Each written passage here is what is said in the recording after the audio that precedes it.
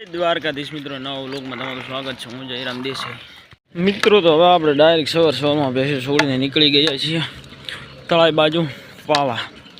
ભેંસોને હવે પાઈને પૂરી દેવાની છે, કાલે ખેતર ભેરાણી હતી એમાં। તો ચલો હવે આગળ તમને બતાવું।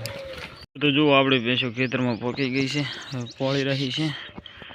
મોરે પણ ભેંસો પોળી રહી છે। જુઓ ઓલી પોળી, આ ખેતર તો બહુ મોટું છે, કેટલી પણ ભેંસો અંદર પોળી છે જો। અને આપણી ભેંસો હવે હમણાં જાય છે, હમણાં પોળ છે, બધે ચારે કુરા વાડ છે। તો ચલો હવે આગળ તમને બતાવું મિત્રો। તો આપણી ભેંસો ખેતરમાં એક આંટો મારીને આવી ગઈ છે હવે તળાઈ। જુઓ તો આપણી ભેંસો હવે પાણી પી રહી છે તળાઈમાં। જુઓ તો ચલો બધી ભેંસોને પાણીમાં એકદમ પાડી દઈએ। હવે જશે બીજી બાજુ ભેંસો પાણી પીને। તો ચલો હવે આગળ તમને બતાવું।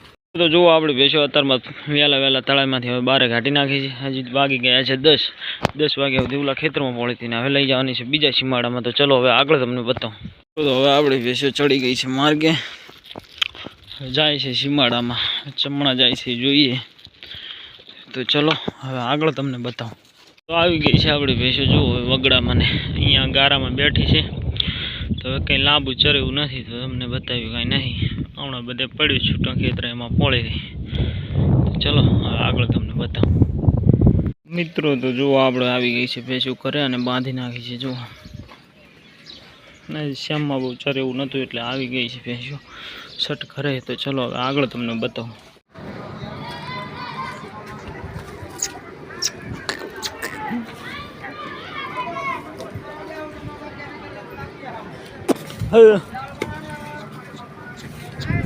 ભીખા આડો કરે હા તો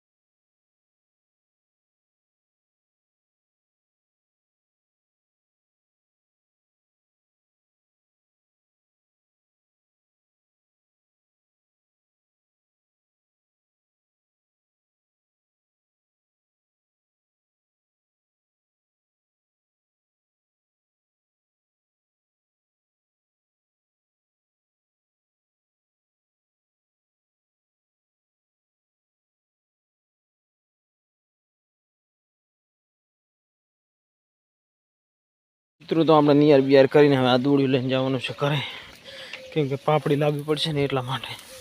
ચલો હવે આગળ તમને બતાવું મિત્રો। તો આપણે નિયર બિયાર કરીને હવે આ દોડ્યું લઈને જવાનું છે ઘરે, કેમ કે પાપડી લાવવી પડશે ને એટલા માટે।